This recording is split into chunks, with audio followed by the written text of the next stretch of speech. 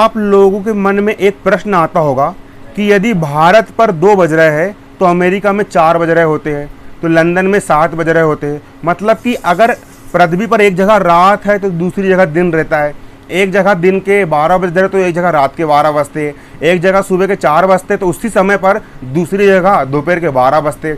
ऐसा क्यों होता है? ऐसा क्यों होता है कि पृथ्वी पर एक स्थान पर कुछ समय कुछ और रहता है तो दूसरे स्थान पर समय कुछ और रहता है, एक जगह रात रहती तो एक जगह शाम रहती है, एक जगह दिन रहता है। ऐसा आखिर क्यों होता है?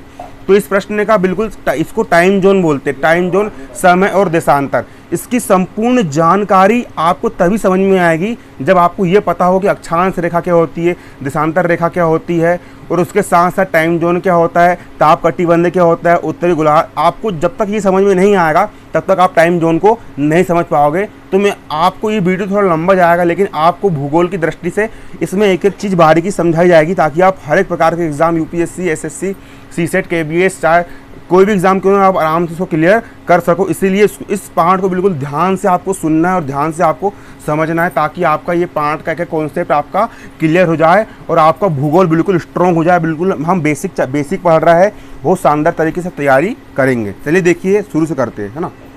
देखो, ग्लोब, अक्षांश एवं देशांतर। देखो अच्छे से, हमारी पृथ्वी गोलाकार नहीं है, हमारी पृथ्वी गोलाकार नहीं है। यह उत्तरी एवं दक्षिणी ध्रुवों पर थोड़ी चपटी है और मध्य में थोड़ी उभरी हुई है। हमारी जो पृथ्वी होती है ना, ये इसका उत्तरी ध्रुव होता है, ये इसका उत्तरी ध्रुव होता है, इसका दक्षिणी ध्रुव होता है। इन जगह पर ये थोड़ी चपटी है, थोड़ी दबी हुई है और मध्य में थोड़ी उभरी हुई है। जिस प्रकार गेंद को दबा देते हैं तो चपटी हो जाती है, और है ना, और मध्य में उभरी हुई है। क्या आप कल्पना कर सकते हैं कैसी दिखती है? इस संबंध में जानकारी प्राप्त करने के लिए आप अपनी कक्षा में सावधानी पूर्वक ग्लोब को देखिए। आप ग्लोब को देख सकते हो। ग्लोब पृथ्वी का लघु रूप में से एक वास्तविक प्रतिरूप। जो ग्लोब होता है ना, सेम इसी प्रकार की पृथ्वी भी होती है। ये पृथ्वी का छोटा रूप होता है, पृथ्वी का छोटा रूप होता है एक प्रकार से। ग्लोब विभिन्न आकार एवं प्रकार के हो सकते हैं। बड़े ग्लोब, कुछ ग्लोब बड़े ग्लोब होते हैं, बहुत बड़े ग्लोब होते हैं जो आसानी से एक स्थान से दूसरे स्थान तक नहीं ले जा सकते हैं। पॉकेट में रखने योग्य छोटे ग्लोब भी होते हैं तथा गुब्बारे जैसे ग्लोब जिनमें हवा भरी जा सकती है एवं आसानी से एक स्थान से दूसरे स्थान ले जाए जा सकते हैं। ग्लोब स्थिर नहीं होते, ग्लोब स्थिर नहीं हो सकते। आप इसको घुमा सकते हो, आप इसको घुमा सकते हो। इसे उसी प्रकार घुमाया जा सकता है जैसे कुम्हार का पहिया लट्टू घुमाता है। कुम्हार का पहिया लट्टू घुमाता है, उसी प्रकार ग्लोब को भी हम घुमाया जा सकता है। ग्लोब पर देशों, ग्लोब पर आपको देश देखने को मिल जाएंगे। ग्लोब पर देशों, महाद्वीपों तथा महासागरों को उनके सही आकार में दिखाया जाता है। और आपको समझ में, पृथ्वी के समान किसी गोले पर किसी बिंदु की स्थिति का वर्णन करना कठिन है। अब प्रश्न यह उठता है कि इस पृथ्वी पर किसी स्थान की स्थिति कैसे बताई जा सकती है। इसके लिए हमें कुछ बिंदु एवं रेखाओं के संदर्भ की आवश्यकता होती है। जैसे कि हमारी पृथ्वी है, मान के चलो कि मैं यहाँ पर रह रहा हूँ, भारत के इस हिस्से पर रह रहा हूँ, तो मैं ये कैसे बताऊँगा कि मैं पृथ्वी पर कहाँ रह रहा हूँ? अगर कोई एलियन आ गया, उस एलियन को मैं कैसे बताऊँगा कि मैं पृथ्वी पर कहाँ रह रहा हूँ? आ रहा ना आपको समझ में? इसकी बात कही गई है। अब बारीकी समझना, थोड़ा शुरू इंटरेस्टिंग चैप्टर है, बहुत इंटरेस्टिंग चैप्टर है ना। आ रहा आपको समझ में? देखो, आप देखेंगे कि एक सुई ग्लोब में झुकी हुई अवस्था में स्थित होती है जिसे अक्ष कहा जाता है। जो ग्लोब होता है, ग्लोब में एक सुई होती है, इस प्रकार से झुकी हुई होती है। ग्लोब में एक सुई इस प्रकार से झुकी हुई होती है, इसको अक्ष कहते हैं। और ये जो सुई होती है बिल्कुल पृथ्वी के बिल्कुल बीचम, ग्लोब के बिल्कुल बीच में से निकल करके जाती है, जिसको हम कहते हैं अक्ष कहते हैं। ग्लोब पर वे 2 बिंदु जिनसे होकर सुई गुजरती है उत्तर तथा दक्षिणी ध्रुव होते हैं। ग्लोब के वे बिंदु जिनसे होकर सुई गुजरती है, ये हो गया इसका उत्तरी ध्रुव और ये हो गया इसका दक्षिणी ध्रुव कहलाते हैं। उत्तरी ध्रुव और दक्षिणी ध्रुव कहलाते हैं। आ रहा को समझ में? उत्तरी ध्रुव और दक्षिणी ध्रुव कहलाते हैं।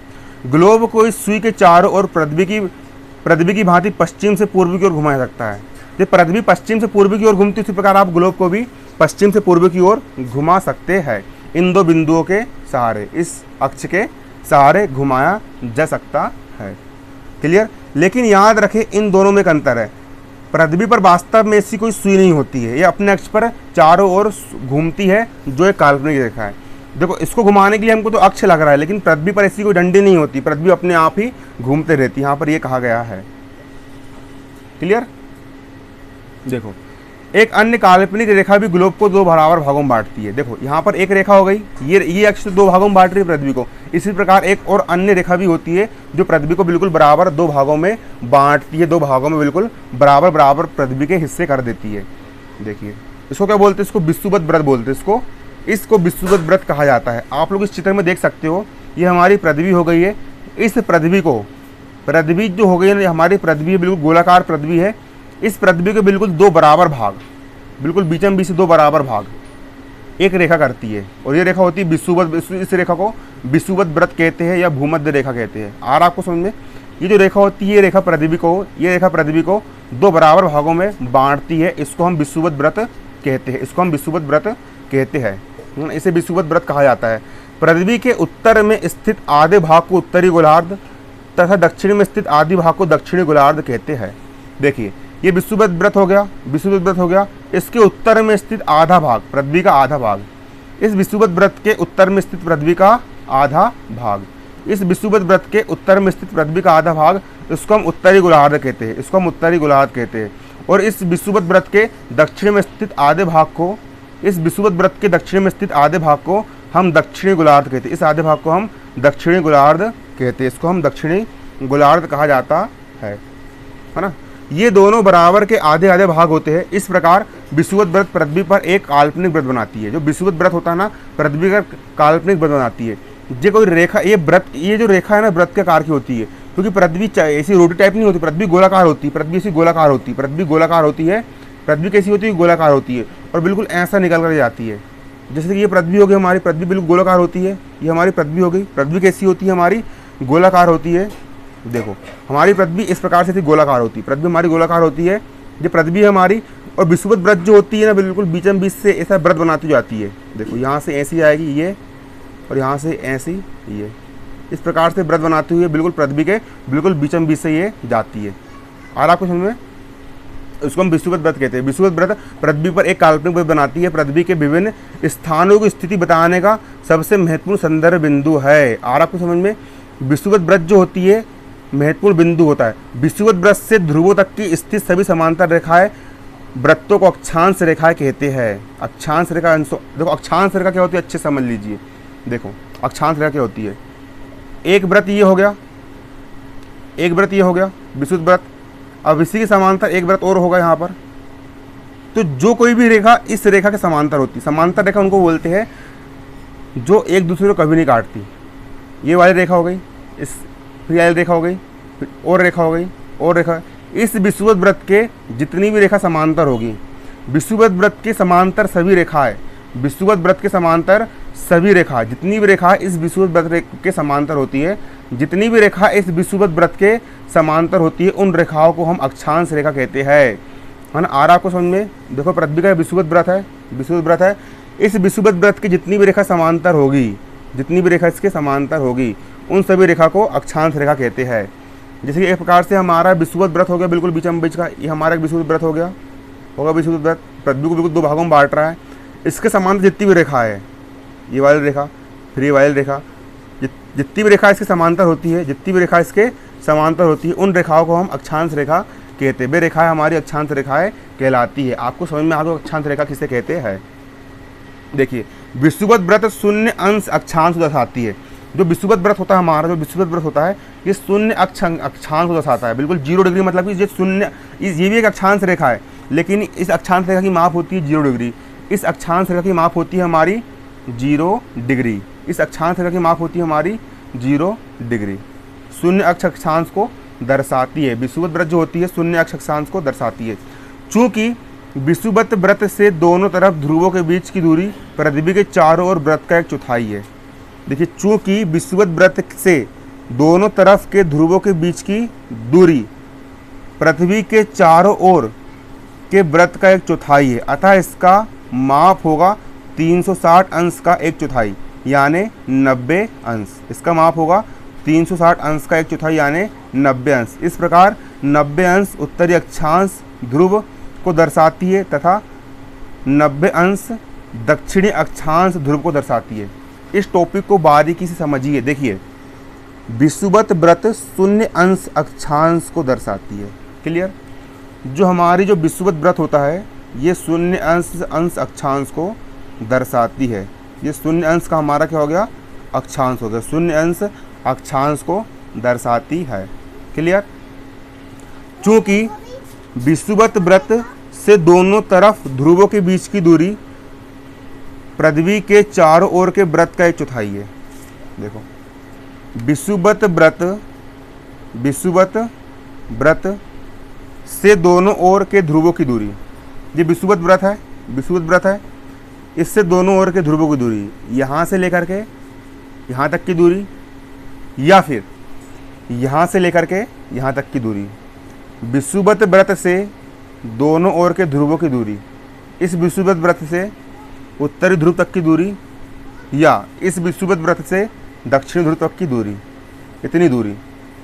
ये जो दूरी है विषुवत वृत्त से लेकर के ध्रुव तक की जो दूरी है ना, ये जो दूरी होती है, और आपको समझ में, पृथ्वी के चारों ओर का वृत्त, ये पृथ्वी के चारों ओर का वृत्त का 1/4 होती है। मतलब कि पृथ्वी के इस वृत्त के हम 4 भाग कर दे, 1 2 3 और 4 भाग कर दे, तो 1/4 हम उसको बोलेंगे। 1/4 का मतलब होता है कि 4 भाग में से 1 भाग। 1/4 का मतलब होता है 4 भाग में से 1 भाग। तो विषुवत वृत्त से लेकर के ध्रुव तक की दूरी जो होती है वो 1/4 होती है। 4 भाग, पहला भाग, दूसरा भाग, तीसरा भाग, चौथा भाग, 4 भाग में से 1 भाग, मतलब कितनी होती है, 1/4 होती है। 1/4 होती है। आप लोग यहाँ पर देख सकते हो 1/4 होती है, 1/4 होती है। अतः इस माप होगा 360 अंश का 1/4 यानी 90 अंश। आप देख सकते हो जो वृत्त जो होता है वो पूरा 360 अंश का कोण बनाता है।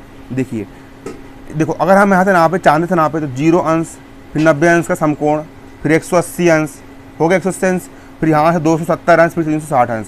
तो 360 अंश का 1/4, मतलब कि यहाँ से लेकर के यहाँ तक का, या यहाँ से लेकर के यहाँ तक का, तो 360 का 1/4 होता है 90 अंश, है ना। मतलब कि विषुवत वृत्त से लेकर के उत्तरी ध्रुव तक 90 अंश होगा। 90 अंश तक की अक्षांश रेखा हम खींच सकते हैं।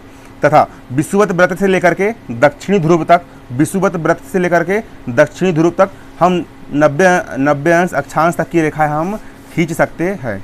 और आपको समझ में, है ना, यही कहा गया है 90 अंश। इस प्रकार 90 अंश उत्तरी अक्षांश उत्तर ध्रुव को दर्शाती है, तथा 90 अंश दक्षिणी अक्षांश दक्षिणी ध्रुव को दर्शाती है। मतलब कि देखो, अगर आप 0 डिग्री, 10 20 30 40 50 60 70 80 90, आप यदि 90 डिग्री ऊपर जाओगे तो उत्तरी ध्रुव आ जाएगा, है ना, और 90 अक्षांश यदि आप नीचे जाओगे तो दक्षिणी ध्रुव आ जाएगा। मतलब आरा कौन सा जाएगा, दक्षिणी ध्रुव यहाँ पर आपका आ जाएगा। देखिए, इस प्रकार विषुवत वृत्त के उत्तर के सभी समांतर रेखाओं को उत्तरी अक्षांश कहते हैं। मतलब कि देखो, इस विषुवत रेखा के समांतर जितनी भी ऊपर की ओर की अक्षांश रेखा होगी, इस विषुवत वृत्त से ऊपर की ओर की अक्षांश रेखा, ये वाली अक्षांश रेखा, फिर ये वाली अक्षांश रेखा, ये वाली अक्षांश रेखा, ये वाली ये वाली, देखो, ये विषुवत वृत्त से लेकर के ऊपर की ओर जितनी भी समांतर अक्षांश रेखा होगी, इसको हम उत्तरी अक्षांश रेखा कहेंगे, क्योंकि उत्तर ध्रुव की ओर जा रही है। विषुवत वृत्त से लेकर के उत्तर के ध्रुव की ओर की सभी प्रकार की रेखाओं को हम उत्तरी अक्षांश रेखा कहते हैं। क्या कहते हैं? उत्तरी अक्षांश रेखा कहते हैं। विषुवत वृत्त से ऊपर की ओर की सभी अक्षांश रेखाएं उत्तरी अक्षांश रेखा कहलाती है। कौन सी कहलाती है? उत्तरी अक्षांश रेखाएं कहलाती है। तथा विषुवत वृत्त से लेकर के दक्षिण ध्रुव की ओर की सभी समांतर रेखाएं, विषुवत वृत्त से लेकर के दक्षिणी ध्रुव की ओर की सभी समांतर रेखाएं दक्षिणी अक्षांश रेखा कहलाती है। मतलब इसके ऊपर की रेखा को हम उत्तरी अक्षांश रेखा कहेंगे और इस विषुवत वृत्त से नीचे की रेखाओं को हम दक्षिणी अक्षांश रेखाएं कहेंगे। क्लियर? आ रहा आपको समझ में?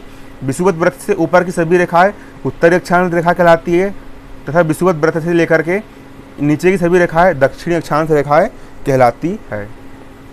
दक्षिणी अक्षांश कहा जाता है। क्लियर? इसीलिए यहाँ पर आप अच्छे से देखिए, देखो, इसीलिए प्रत्येक अक्षांश के मान के साथ उसकी दिशा यानी उत्तर या दक्षिण को भी लिखा जाता है ना।